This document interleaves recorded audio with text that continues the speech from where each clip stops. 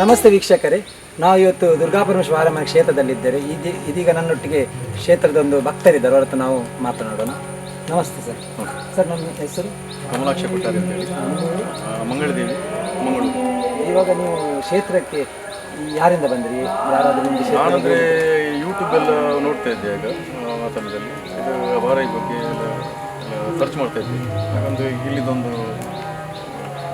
ಜಾಗದಲ್ಲಿ ಮತ್ತು ಫೋನ್ ಮಾಡಿ ಕಾಂಟ್ಯಾಕ್ಟ್ ಮಾಡಿ ಅಧ್ಯಕ್ಷ 6 ತಿಂಗಳಿಂದ ಬರ್ತಾ ಇದ್ದೇನೆ ಈಗ ಎಲ್ಲ.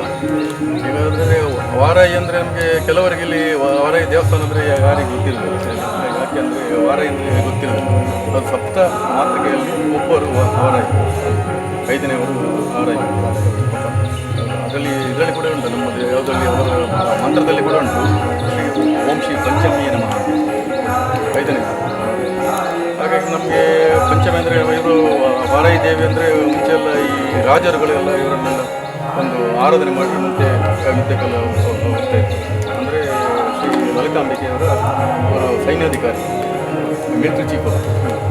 ಹಾಗಾಗಿ ಅವರು ಈಗ ನಮ್ಮನ್ನೆಲ್ಲ ಇವರೇ ರಕ್ಷಣೆ ಮಾಡಬೇಕು, ತಾಯಿಯೇ ರಕ್ಷಣೆ ಮಾಡಬೇಕು, ಬೇರೆ ಯಾರಿಲ್ಲ, ನಮಗೆ ಬೇರೆ ಗತಿ ಇಲ್ಲ. ಕಲಿಯುಗದಲ್ಲಿ ನಮಗೆ ಒಂದು ಬೇಗನೆ ಒಂದು ಒಲಿಯುವುದಂದರೆ ತಾಯಿ ವಾರಾಯಿ ದೇವರು ಅವರು. ಎಲ್ಲ ವಿಧಗಳಿಗೆ ಅವ್ರು ಖಾಲಿ ತಾಯಿಯನ್ನು ಕಡಿದ್ರೆ ಸಾಕು, ಅವರು ಅಲ್ಲಿ ಇರ್ತಾರೆ ಅಂತೇಳಿ ಇಲ್ಲಿ ಒಂದು ಅಪ್ಪಣೆ ಆಗಿದೆ ಕ್ಷೇತ್ರ ಕೂಡ. ತಾಯಿ ಹೇಗೆಂತೇಳಿ ನಮ್ಗೆ ಗೊತ್ತಾಗಿದೆ. ಹೆತ್ತ ತಾಯಿ ಬೇರೆ ಆದರೆ ಈ ಲೋಕವನ್ನೇ ಒಂದು ಹೊತ್ತಂಥ ತಾಯಿಯವರು, ಅವ್ರು ಎಲ್ಲರಿಗೂ ತಾಯಿ. ಹಾಗೆ ಅವರನ್ನು ಕರೆದ್ರೆ, ಒಮ್ಮೆ ಕರೆದ್ರೆ ಎಂಥ ಕಷ್ಟ ಇದ್ದು ಸ್ವಲ್ಪ ಪರಿಹಾರ ಆಗ್ತದೆ. ನನ್ನ ಅನುಭವದಲ್ಲಿ ನಾನು ಹೇಳ್ತಿದ್ದೆ. ಎಲ್ಲ ನನಗೆ ಕೆಲವೆಲ್ಲ ಒಂದು ಏನೋ ಒಂದು ಕಷ್ಟದ ಕಾಲದಲ್ಲಿ ಕೂಡ ತಾಯಿಯನ್ನು ಕರೆದಾಗ ಏನೋ ಒಂದು ನನಗೆ ಏನೋ ಒಂದು ಇದರಲ್ಲಿ ಏನೋ ಒಂದು ಸೊಲ್ಯೂಷನ್ ಪರಿಹಾರ ಆಗಿದೆ. ಬೇರೆ ಹೇಳುವುದಂದ್ರೆ ಏನು ಹೇಳಿ, ತಾಯಿ ಬಗ್ಗೆ ನಾವು ಎಷ್ಟು ಹೇಳಿದ್ರು ನಾವು ಅಲ್ಪರೇ, ಅದೊಂದು ಸಾಗರದಾಗೆ.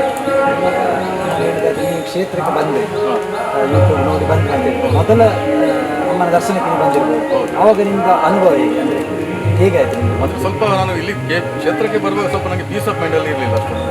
ಇಲ್ಲಿ ಬಂದ ಮೇಲೆ ಸ್ವಲ್ಪ ಪೀಸ್ ಆಫ್ ಮೈಂಡ್ ಆಗ್ತದೆ. ಮತ್ತು ಕೆಲಸ ಎಲ್ಲ ಸ್ವಲ್ಪ ಸರಾಗವಾಗಿ ನಡೀತಾ ಉಂಟು. ತಾಯಿ ಅಪ್ಪಣೆ ಪ್ರಕಾರ ತಾಯಿ ಏನೇನು ಮಾಡ್ತಾರೆ, ಅವರು ತಾಯಿ ಹೇಳ್ತಾರೆ. ಇಲ್ಲಿ ನಾನು ತಾಯಿ ಬಂದ ಇಂಥವಿಗೆ ಈ ದರ್ಶನ ಸೇವೆಗೆ ತಾಯಿ ನಮ್ಮ ಹತ್ರ ಹೇಳಿದ್ದಾರೆ, ಹೀಗೆ ಮಾಡಿ ಅಂತ ಹೇಳಿ ಅವರೇ ಅದಕ್ಕೊಂದು ಸಮಸ್ಯೆಗೆ ಒಂದು ಪರಿಹಾರ ಕೊಡ್ತಾರೆ. ಹಾಗೆ ನಮಗೆ ಭಾರಿ ಖುಷಿ ಆಯಿತು. ನಮಗೆ ಎಲ್ಲಿ ಹೇಳೋದಿಲ್ಲ, ಒಂದು ನಾವು ನಿಂತ ಕೂಡಲೇ ನಮ್ಮದು ಹಿಂದಿನ ಇದರಲ್ಲಿ ನಾವು ಏನೆಲ್ಲ ಮಾಡಿದ್ದೇವೆ ಅದನ್ನೆಲ್ಲ ಒಂದು ತಾಯಿ ಒಂದು ಒಂದು ನಮ್ಮ ಇದರಲ್ಲಿ ಹೇಳುವಾಗ ಹುಡುಕಿ ಸರಿ ಮಾಡಿ. ಇವಾಗ ನೀವು ಬಂದ ಮೇಲೆ ನಿಮ್ಮೊಟ್ಟಿಗೆ ತುಂಬ ಜನ ಕರ್ಕೊಂಡು ಬಂದೆ ನಾನು. ಅವರದ್ದು ಜೀವನದಲ್ಲಿ ಅವರದ್ದು ಕೂಡ ತುಂಬ ಒಳ್ಳೆ ಮನಸ್ಸಿಗೆ ಒಂದು ಶಾಂತಿ ಉಂಟು ಅಂತ ಹೇಳ್ತಾರೆ. ಯಾವುದಾದ್ರೂ ನಿಮಗೆ ಪವಾಡ ಬರುತ್ತೆ? ತಾಯಿ ಪವಾಡ ಇಲ್ಲಿ ಅಂದರೆ ಪವಾಡ ಅಂದರೆ ಇಲ್ಲಿ ಸಮಸ್ಯೆಗಳು ಅಂದರೆ ತಾಯಿ ಹೇಳೋದಂದರೆ ನಾನು ಹಂತವಾಗಿ ನಿಮ್ಮ ಸಮಸ್ಯೆಯನ್ನು ಪರಿಹಾರ ಮಾಡ್ತೇನೆ ಅಂತ ಹೇಳುದು. ನನ್ನ ಜೀವನದಲ್ಲಿ ನನಗೆ ಪವಾಡ ಅಂದರೆ ಅಂತಂದರೆ ನನಗೆ ಕೆಲಸದ ಒಂದು ಸ್ವಲ್ಪ ಇದೊಂದು ಈಸಿಯಾಗಿ ಹೋಗ್ತದೆ. ಈಗ ತಾಯಿಯನ್ನು ಮಾಡಿದಾಗೆ ಆಗ್ತದೆ, ಅದನ್ನು ನಾನು ಹೇಳ್ತೇನೆ. ಮತ್ತು ಇಲ್ಲಿ ಕೆಲವೆಲ್ಲ ಇಲ್ಲಿ ಒಬ್ಬರಿಗೆ ಕಿವಿ ಮತ್ತು ಬಾಯಿ ಬರದವರಿಗೆ ಬಾಯಿ ಬಂದಿದೆ ಅದೆಲ್ಲ. ಮತ್ತು ಮೊನ್ನೆ ಒಂದು ನಡಿಲಿಕ್ಕೆ ಆಗಲಿಲ್ಲ ಅವರ ಹೆಂಗಸಿಗೆ. ಹೋಗುವಾಗ ಅದು ವಾಕರ್ ಬರುವಾಗ ಪಾಕರ್ ಇಟ್ಕೊಳ್ತಾರೆ, ಹೋಗುವಾಗ ವಾಕರ್ ತೆಗೆದು ತಾಯಿ ಹೇಳಿದ್ರು ಹೀಗೆ ಅಂತ.